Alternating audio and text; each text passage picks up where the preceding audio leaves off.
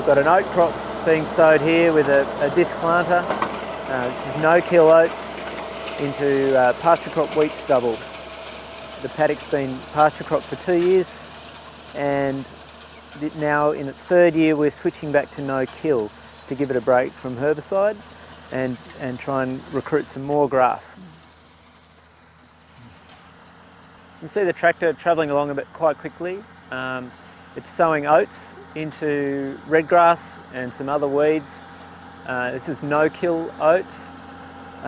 We will go and have a closer look as the machine goes past, but the idea is to have very little disturbance. We're sowing with a V-slice disc unit, which is a dead straight unit, so there's very little soil disturbance, and the seed is just being placed into a slot in the ground at about 1 centimetre depth. We've just walked onto the area where the seeder has just been, and we can see when we look at the ground that there's been very little disturbance of soil.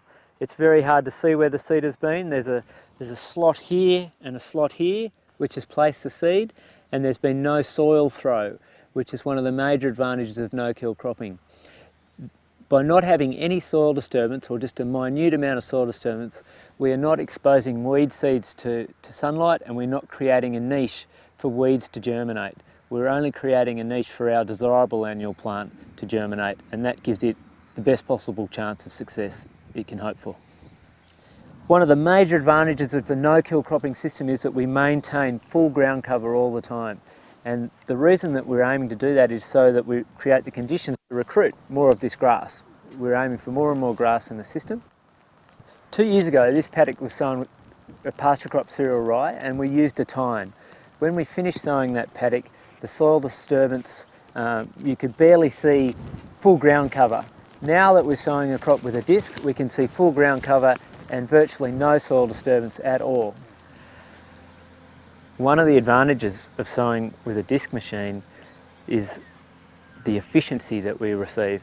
The discs are rolling on top of the ground, so we have 31 discs here at 1 foot spacing being pulled with low horsepower, and the fuel use is very low and the speed's quite high, so we're able to cover a lot of acres for a small amount of fuel, which is one of the big advantages of using a disc machine and one of the big advantages of no-kill cropping.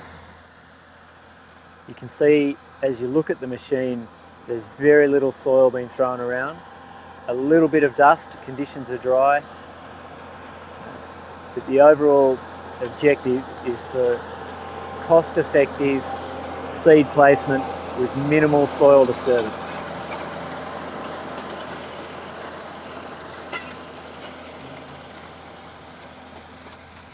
The objective for this paddock is to have this seed in dry. No-kill cropping is always done dry, and you can see we are just beating the rain here. It's just started to rain as we've started filming, and what we will be looking for is this oats to germinate on a decent rainfall event, and then we'll manage it as we see it.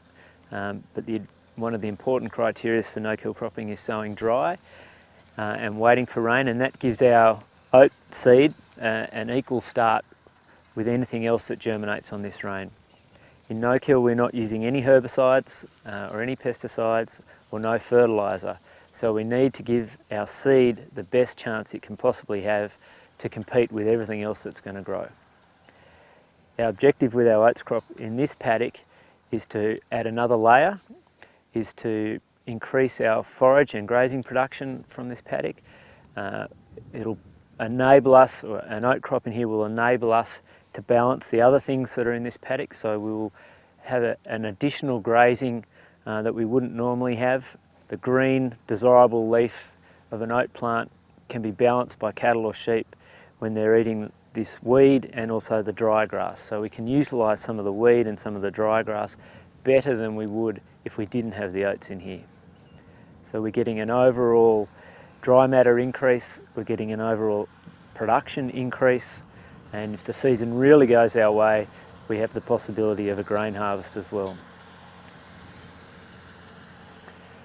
The preparation for this paddock has been fairly minimal.